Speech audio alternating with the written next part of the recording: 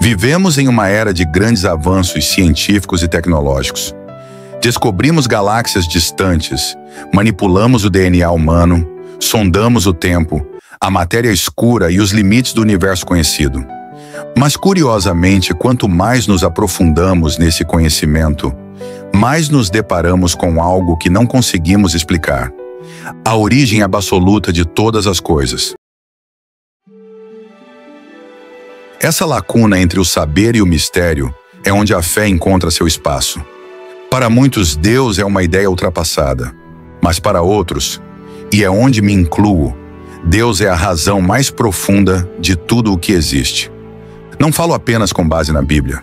Falo a partir de uma jornada pessoal em que estudo, fé e experiências reais com Deus se encontraram em um ponto que hoje reconheço como verdade. Por isso quero te convidar a refletir comigo.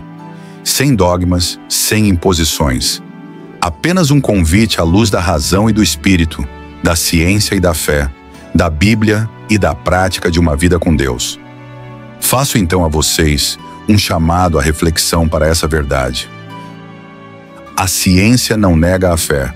Ela a aponta para Deus.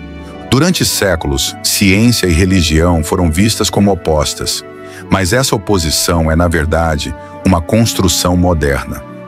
Os grandes nomes da ciência não viam conflito em crer em Deus. Pelo contrário, Galileu Galilei dizia: a matemática é o alfabeto com o qual Deus escreveu o universo.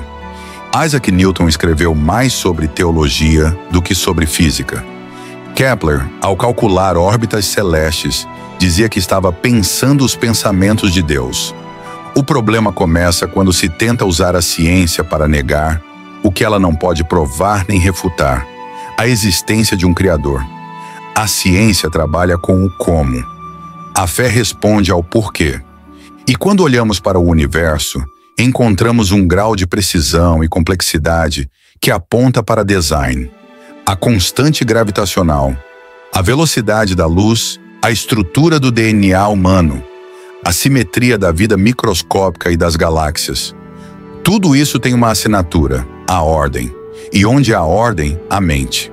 Os céus proclamam a glória de Deus e o firmamento anuncia a obra das suas mãos. Como lemos em Salmo capítulo 19, versículo 1. E como podemos achar explicação para os 6 dias e o tempo de Deus? A narrativa bíblica da criação em Gênesis causa espanto a muitos estudiosos modernos. Como Deus criou tudo em 6 dias? É a pergunta que ouvimos com frequência. Mas e se os 6 dias forem simbólicos? Para o Senhor, um dia é como 1000 anos, e 1000 anos como um dia. Conforme lemos em 2 Pedro, capítulo 3, versículo 8. A Bíblia não é um livro de ciências naturais. Ela é um livro de propósito, identidade e verdade espiritual.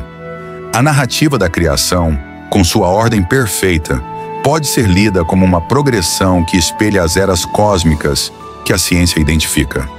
Luz, o Big Bang, separação das águas e da terra, aparecimento de vida vegetal, luminares, sol e lua em destaque, animais marinhos e aves, ser humano. Cada estágio corresponde a fases da formação do planeta.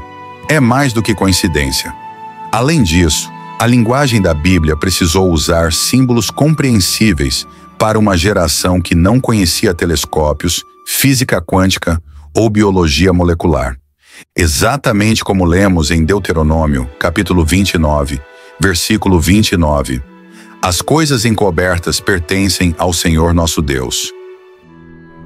Enquanto aos Nefilins, gigantes, e o divino interagindo com a terra. Um dos textos mais intrigantes da Bíblia está em Gênesis, capítulo 6, versículo 4. Naqueles dias havia gigantes na terra. Os Nefilins, seres descendentes da união entre os filhos de Deus e as filhas dos homens, geraram gigantes, homens de grande fama. Essa passagem ecoa em diversas culturas antigas. Os Anunnakis da Suméria, os titãs da mitologia grega, os deuses híbridos do Egito, os registros de gigantes nas Américas. O livro de Enoque, texto apócrifo respeitado em muitas tradições cristãs antigas dá detalhes sobre esses eventos. Mas o que isso significa? Que há uma conexão espiritual, uma interação entre dimensões que não vemos. Deus, sendo espírito, é de outra realidade. Por isso chamamos de celestial, divino ou até extraterrestre em linguagem moderna. Mas não estamos falando de alienígenas com espaçonaves. Estamos falando do Criador do espaço-tempo, que interage conosco, que enviou anjos e que veio à Terra na forma de homem, Jesus Cristo.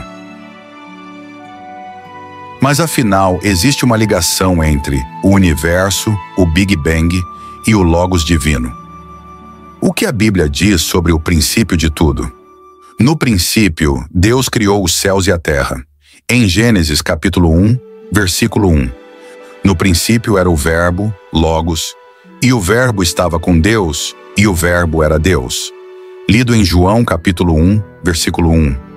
Essa palavra Logos é riquíssima. Ela significa razão, lógica, sentido. É o princípio racional que sustenta o universo. E o que a ciência moderna descobriu? Que o universo teve um início, o Big Bang, e que tudo, absolutamente tudo, é sustentado por frequências, vibrações e leis matemáticas. A teoria das cordas sugere que o universo é formado por minúsculas cordas que vibram. Uma ideia que nos lembra que Deus criou o mundo com a palavra. E disse Deus, haja luz e houve luz. Conforme lemos em Gênesis capítulo 1, versículo 3. Ou seja, o universo veio à existência por um ato de vontade e expressão divina. A física confirma que havia um nada absoluto antes do Big Bang. E desse nada, mas surgiu tudo. A ciência chama isso de singularidade. A Bíblia chama de Deus. E por que existe a incredulidade humana e a busca por provas? Se temos tanta beleza, tanta ordem e tanta revelação, por que muitos não acreditam? A resposta é profunda e espiritual. O Deus deste século cegou o entendimento dos incrédulos.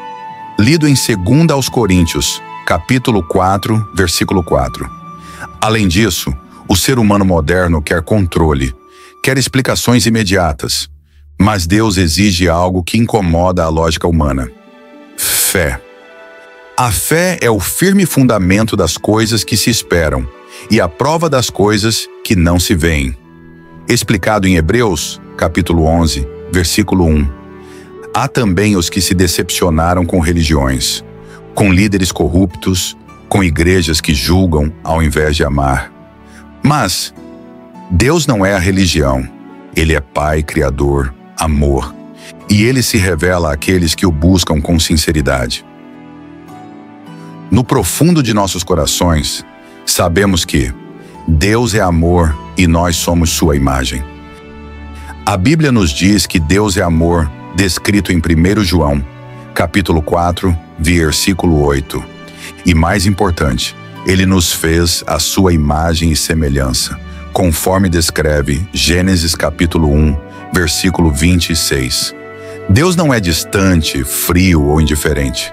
Ele nos criou para sermos parceiros no propósito da criação. Ele nos dá liberdade para decidir, mas nunca nos abandona, conforme lemos em João, capítulo 14, versículo 6. Eu sou o caminho, a verdade e a vida. Deus é o Logos, a razão pela qual tudo existe e a razão pela qual buscamos significado. Por isso faço um convite à fé e confiança em Deus. Agora que refletimos sobre ciência, Bíblia, história e experiência, a decisão é sua. Deus não exige perfeição de nós. Ele exige sinceridade, um coração aberto à sua vontade. Em qualquer momento da vida, você pode dar um passo em direção a Ele. Você pode buscar entender mais sobre sua criação, estudar a Bíblia, buscar experiências com Ele. Mas o mais importante, Deus está aqui esperando para te mostrar o propósito pelo qual Ele te criou. E como diz a Escritura, Jeremias, capítulo 29, versículo 13. Buscar-me-eis e me achareis, quando me buscardes de todo o vosso coração. Deus te ama profundamente e Ele tem um plano para você. Aceite esse convite. Deus te chama para compreender as regiões celestiais. Use o seu intelecto para o que há de maior e mais profundo em todo o universo. Compartilhe este vídeo e não se esqueça de curtir e se inscrever para mais reflexões como essa. Deixe seu comentário abaixo sobre o que você acha da relação entre fé e ciência.